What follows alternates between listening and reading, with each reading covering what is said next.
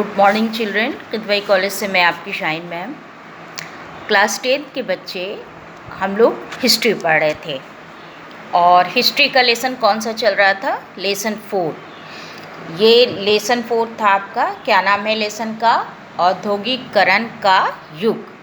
Lesson है आपका औद्योगिकरण का युग। इसका एक पार्ट हम लोग पढ़ चुके हैं बच्चों। तो उसमें हम लोगों ने क्या देखा था कि किस तरह से कैसे मशीन का युग स्टार्ट हुआ और औद्योगिक क्रांति सबसे पहले कहाँ हुई? इंग्लैंड में हुई। और 17वीं 18वीं शताब्दी में यूरोपीय शहर के जो थे उसमें कैसे स्टार्ट हुआ कि गांव के गरीब काश्तकार और दस्तकार और ये सौदागर, इन लोग जो है काम करने का, इन लोगों ने अपनी रोज़ी रोटी का एक नया तरीका अपनाया। तो इस अध्याय में हम यही पढ़ रहे हैं कि दुनिया के पहले औद्योगिक राष्ट्र ब्रिटेन और उसके बाद भारत में औद्योगिकरण का कैसे अध्ययन हुआ, तो इसके बारे में इस लेसन में हम लोग पढ़ रहे हैं। तो चलिए इस पार्ट में हम ये देखते हैं कि ब्रिटेन जो है, आप देखिए स्क्रीन पे, औद्योगिकरण का युग और चर्चा के इन मुख्य बिंदुओं पे आप गौर से देखिए। और पढ़ाई स्टार्ट करने के पहले मैं आपसे ये कहना चाहूँगी बच्चों कि आप सभी बच्चे वीडियो नहीं देखते हैं। आपकी पढ़ाई को कोई लॉस नहीं हो, इसके लिए ऑनलाइन क्लास की व्यवस्था की गई है और उसके बाद टीचर इतनी मेहनत से वीडियो बनाती है और आपको भेजती है और आप सारे बच्चे वीडियो नहीं देखते हैं, क्योंकि ये बच्चों मेरा ये वीडियो आपको ये इस पे जाता है, यूट्यूब पे रहता है, तो आप इसको देखेंगी तो आपका व्यू मुझे पता चल जाएगा कि कितने बच्चों ने इसको देखा है।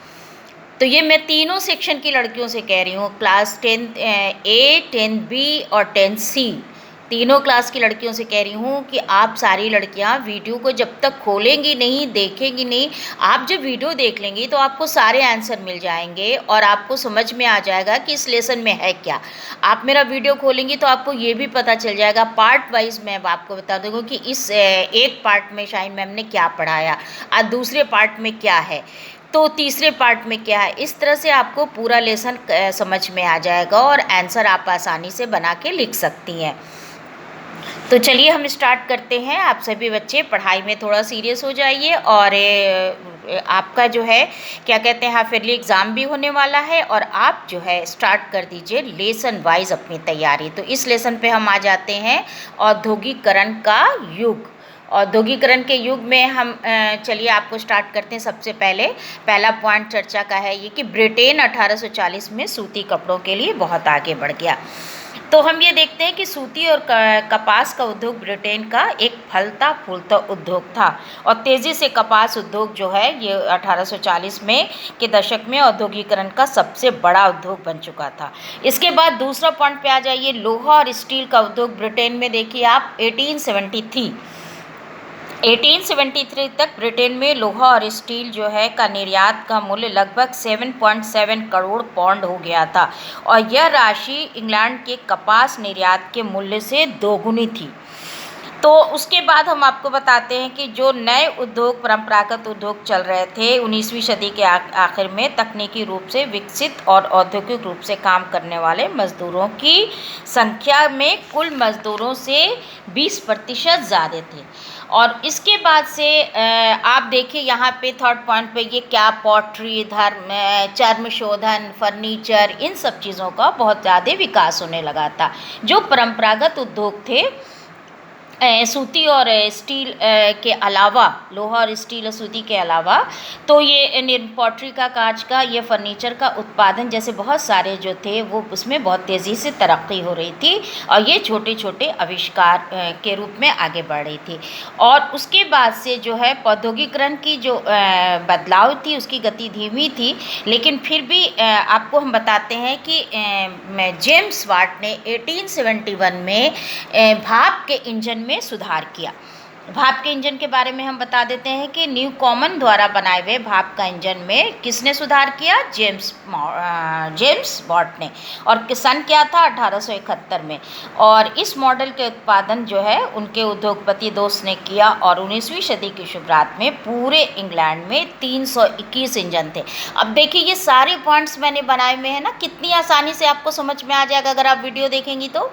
तो आ जाइए आप स्क्रीन पे कि 19वीं शताब्दी में 321 भाप के इंजन थे, जिसमें 80 इंजन सूती उद्योगों में इस्तेमाल किया जाता था, 9 इंजन ऊन के उद्योग में इस्तेमाल किया था, तो बाकी खनन और नहर निर्माण और लोहा के कार्यों में इस्तेमाल हो रहा था।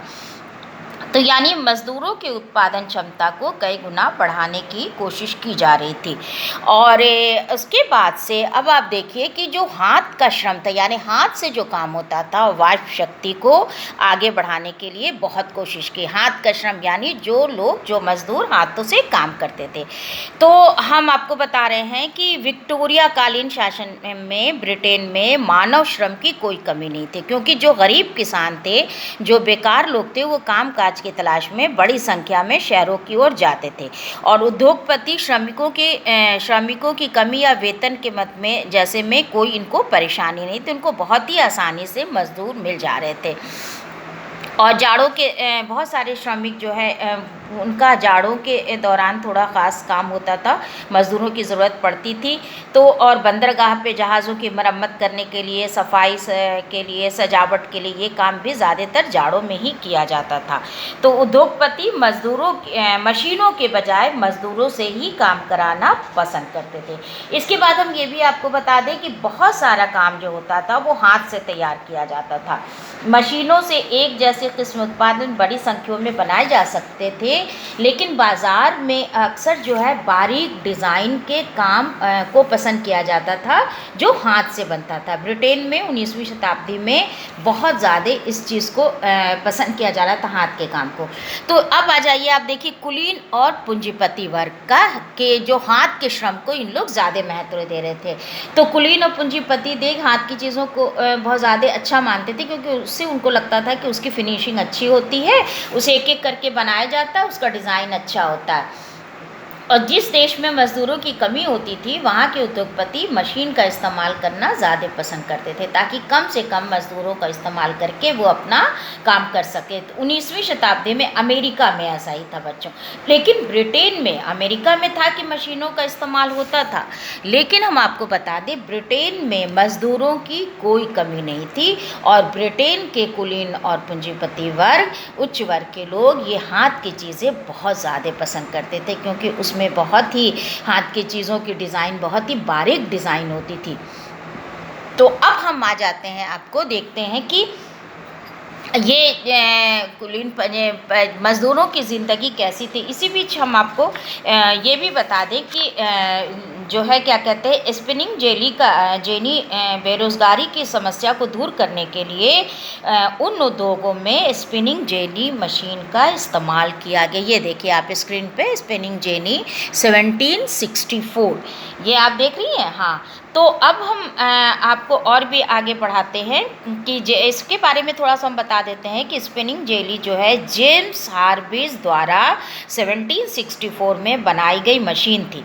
इस मशीन से क्या होता था, इस मशीन से कताई की प्रक्रिया होती थी। मज़दूरों की मांग जब घट गई तो एक ही पहिया घुमाने वाला मज़दूर बहुत सारी तकलियों को घुमा देता था, जिससे एक साथ कई धागे बन जाते थे। ये आपने समझ लिया स्पिनिंग जेनी का काम कि कैसे एक साथ एक ही मज़दूर कई उसको घुमा देता था, तो एक साथ कई बन जाती थी, कई जो है धागे एक साथ बन जाते थे, कई तकलियों को घुमा देता था। और चलिए हम अब आपको मज़दूरों की ज़िंदगी के बारे में बताएं कि मज़दूरों की क्या ज़िंदगी कैसी थी, कैसे उस पर क्या असर पड़ा। तो बाज़ार में देखिए श्रम की बहुत ज़्यादा बहुतायत थी, तो मज़दूरों की ज़िंदगी बहुत ही प्रभावित हुई। जैसे नौकरी के लिए गांव में जब खबर ये पहुंचती थी, तो लोग सैकड़ों की तादाद में शहरों की ओर आने लगते थे। देखिए आप, मज़दूरों की ज़िंदगी में शहरों की ओर पलायन करते थे, वो चले आते हैं नौकरी मिलने की संभावना के लिए। अपने अपने घर वालों के साथ, अपने कुनबे, अपने कुटुंब के साथ, ये अपने जान पहचान वालों के हिसाब से ये शहरों की ओर आ जाते थे। रोज़गार चाहने वाले बहुत से लोगों को हफ्तों इंतज़ार करना पड़ता था। कुछ लोग तो कभी कभी पुल या रैन बसेरों में पूरी पूरी रात काट देते थे। लेकिन बहुत सारे जो निर्धन लोग थे, वो कानून विभाग चलाए हुए जो अस्थायी बसेरा था उसमें रुक जाते थे। और बहुत सारे उद्योग जो थे मौसमी काम की वजह से कामगारों को बीच बीच में खाली समय में आना पड़ता था, छोड़ना पड़ता था। तो कभी जब काम की कमी आ जाती थी तो ये गरीब जो हैं मज़दूर ये दोबारा सड़क पे आ जाते थे। कुछ तो जाड़े जैसे ठंड के मौसम में गांव में वापस चले जाते थे। तो ये हम लोग पढ़ रहे हैं मज़दूरों की ज़िंदगी के बारे में। तो 19वीं शताब्दी में वेतन में थोड़ा सा सुधार आया और मज़दूरों की हालत थोड़ी सी अच्छी हुई, लेकिन फिर भी औसत आंकड़ों के हिसाब से अलग अलग व्यवसायों के बीच आने वाले इनमें फ़र्क काफ़ी होता रहा। मिसाल के तौर पे हम आपको बताते हैं कि जब नेपोलियन का युद्ध हुआ था तो कीमतों में बहुत तेज़ी से बढ़ी थी और मज़दूरों की आय जो वास्तविक मूल्य था उसमें बहुत कमी आ गई थी। उन्हें वेतन तो पहले जैसा मिलता था लेकिन वो चीज़ें नहीं खरीद सकते थे क्योंकि कीमतें बहुत ज़्यादा बढ़ गई थी नेपोलियन युद्ध के समय। तो ये हमने आपको बताया कि किस तरह से मज़दूरों की क्या ज़िंदगी ये शहरों की ओर आ रहे थे और कैसे उनकी ज़िंदगी गुजर रही थी।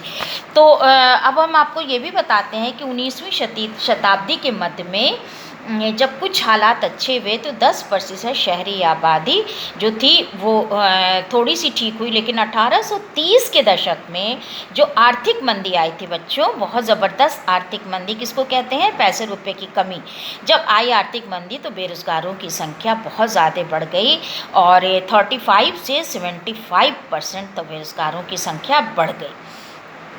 और ये बेरोज़गारी को दूर करने के लिए बहुत सारी चीज़ें की शुरुआत की गई, जैसे कि मैंने आपको बताया है उस वक़्त स्पिनिंग जेनी के बारे में, उसको भी शुरू किया गया। 1840 में हम आपको बताते हैं, स्क्रीन पर देखिए, शहरों के निर्माण में गतिविधि तेज़ कर दी गई। 1840 के दशक में जब शहरों के निर्माण की गतिविधि तेज़ कर गई तो लोगों के लिए बेरोज़गार से थोड़ी मुक्ति मिली और रोज़गार बढ़ गया इनका। सड़कों को चौड़ा किया गया। क्या हुआ हम आपको बताते हैं, सड़कों को चौड़ा किया गया, नए रेलवे स्टेशन बनाए गए, रेलवे लाइन का विस्तार किया गया, सुरंगें बनाई गई, निकासी और सीवर की व्यवस्था की गई, नदियों के तट बनाए गए।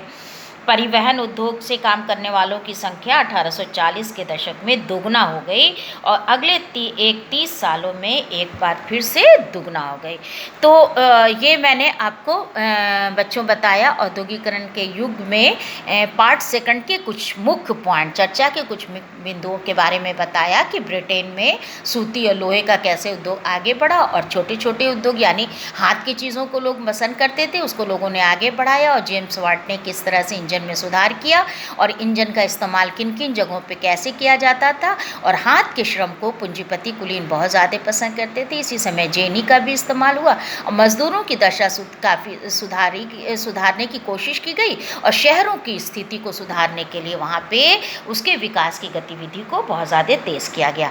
तो ठीक है बच्चों, आज के लिए इतना ही। और आप लोगों को जो भी काम दिया जाए, कुछ बच्चे काम कर लेते हैं बच्चों और कुछ बच्चे काम नहीं करते हैं। तो जो बच्चे काम नहीं कर पाते हैं, जिनका काम आ जाता है और मैं चेक कर देती हूँ कि हाँ ये काम ठीक है, आप उसका काम आप देख के आप अपनी कॉपी में कर लिया कीजिए।